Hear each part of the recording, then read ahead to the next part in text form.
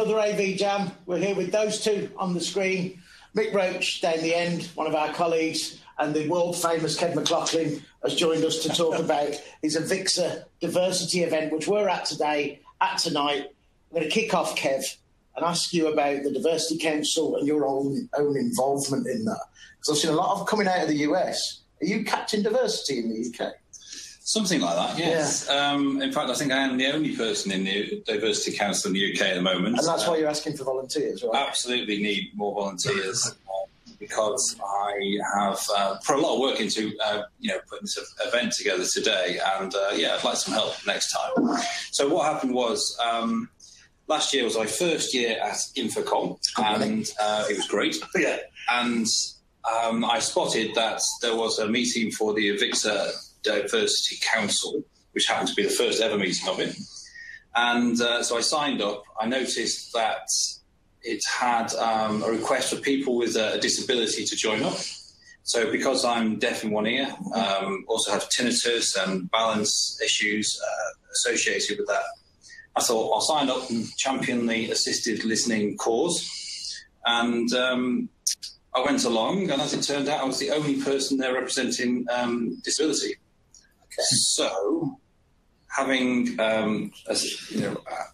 established that, I got back to the UK and decided it would be good to try and spread the word. Right. And here we are today, right? Exactly. And you're frantically setting up downstairs, and we'll get this done as quick as we can so you can go back to your hard work. Well, you've talked about the event then already. So, as the first inaugural event in the UK, brilliant, excellent, congratulations. I hope it's a really good one. You've got a superb agenda. You've got some brilliant sponsors. How much work has it actually took you, though, Kev, to do this? And how much have you put in? And how much has AVIXA that you've picked up from Infocom put in?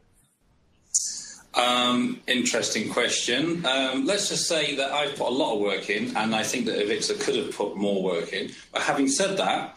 Did you choose the speakers? I've done everything, basically. I've organised just about everything. But having said that, this is the model that the councils work on. This is something I've obviously come to find out. And the idea is it's volunteer-led, so therefore what I need is more volunteers. I can't expect AVIXA to do more than they're doing. So they've supported through marketing materials, and actually Amanda Eberly Bowyer, got her name right, who's from actually I think she's the membership director of AVIXA. She's coming over today actually to represent AVIXA, so that's quite a big step from them. Yeah. I'm impressed with that. And we've got Mike Blackman from ISE who's chairing the event. So yeah, I mean, I have got support, obviously. Ben's coming over as well, is it? Ben Bernard? The whole of the UK AVIXA crew will be here to register. So I managed to get them to do the boring, tedious job, to take registrations, Very well done. Nice.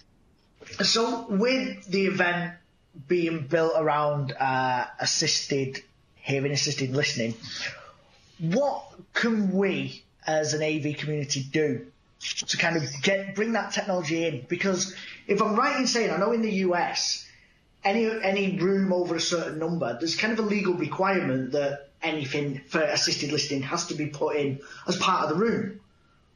But we don't really have that, do we, in the UK? So what should we be doing, and what should we be looking at as an AV community to do this in our rooms to make it more inclusive for all? Well, I mean, we have the Equality Act in the UK, so we have to do everything that's reasonable to make the experience of a user the same as somebody who's able-bodied. So assisted listening systems are, in that sense, a legal requirement. And, I would say that we could go way beyond the Equality Act in doing that, because just putting an induction loop in is not completely inclusive. Because somebody like me that's deaf in one ear, I don't wear a hearing aid. So, it's of no benefit to me if it's an induction loop, unless I've got another device that would pick up an induction loop. So we could look at other technologies that are more inclusive from that point of view. So talking of other technologies. Yes. I was with you when the sign language over video thing came up. And the emotion from the relatives of people to be able to have a resource so somebody can feel more independence. Yeah. I was sold then. Yeah, I mean, it's a really exciting time for us.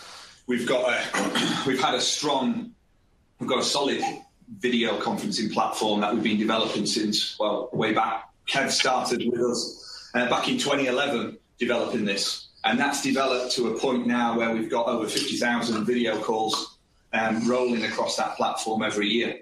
The missing link, really, we've got clinicians talking to clinicians, clinicians talking to patients, we've got patients talking to family members even.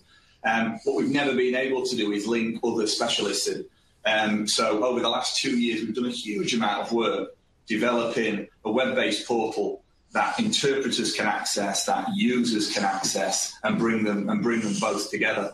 So we've now got a home working base of interpreters, and that's spoken language and BSL, working from home and from other remote places to be able to connect together with whether it's a patient in the home, whether it's a user anywhere else. It's a fantastic model, and we're just launching our new version 2.0 in the next few weeks. We're really excited about it. So in theory, somebody who can't hear at all could walk into their Opel dealership and get their tyres done and feel that independence that we take for granted. Absolutely. From the smartphone, from the tablet, absolutely, yeah. Right. Yeah. Yeah, there's an emotional part to that I really like. I mean, using sign language is so somebody that uses sign language often can be the way that they prefer to communicate. Yes. They want to communicate that way. So by providing that service, you're meeting the needs of specific users, which is fantastic. Instead of forcing them to use a method of communication that they're not comfortable with. Yeah. Yeah. How many people have you got coming, Kev, tonight? Well, registration-wise, we are well over 150 now. So I'm hoping for to basically reach 100, because it's a free event, so therefore there is always a few drop-offs. Okay. Got fantastic support though from sponsors. It's been really, well, I shouldn't say it's surprising at all, because the AV community is a fantastic community, and I expected a good response, and that's what we've got. So the first stepping stone, isn't it? Yeah. Sorry, I did that talk over us thing that we said we wouldn't. You'll be relieved when it all finishes at 8:30 tonight. Put a beer in your hand and celebrate an event well done. I hope so, absolutely. Yeah, I'm looking forward to it. Looking forward to it and meeting some people and having conversations. It's great for me to see an event where we're talking about a unique application. It's not just here's an AV event or something. The application is assisted hearing, and in our case, people that can't hear at all. Absolutely. And raising awareness there, Rick. Yeah, and it looks great downstairs. It looks really good. It's coming together, and you can see you've put a huge amount of work into it. Yeah, and there's other technologies down there from Sennheiser's Mobile Connect, which is assisted listening via Wi-Fi streamed audio. And there's also inclusive furniture down there as well. So, yes, it's going to be a good exhibition to go along with the conference. Awesome. I can't wait for tonight. I think that's the beauty of it for me. It's not an event where it's... some AV can kind of be a bit dog-eat-dog, we're better than you, we do this. That's not what this is about, and that's the bit I kind of like the sound with this, is it's about everybody as part of our AV community. As you said, it's a pretty wicked community, but it's all getting together to do something that's a bit bigger than just technology. And that's the bit for me that I like. Like you said, it's that emotional part of it. There is actually a bit that you're doing right by everybody, not just trying to sell a bit of tin. Yeah, I mean, there's also the fact is, not only is it's right, it's also often a legal requirement to have inclusiveness and diversity. But actually, it helps the bottom line as well. It makes sense to have a diverse workforce, because then, because we've all got a diverse customer base, so it just makes sense in every way.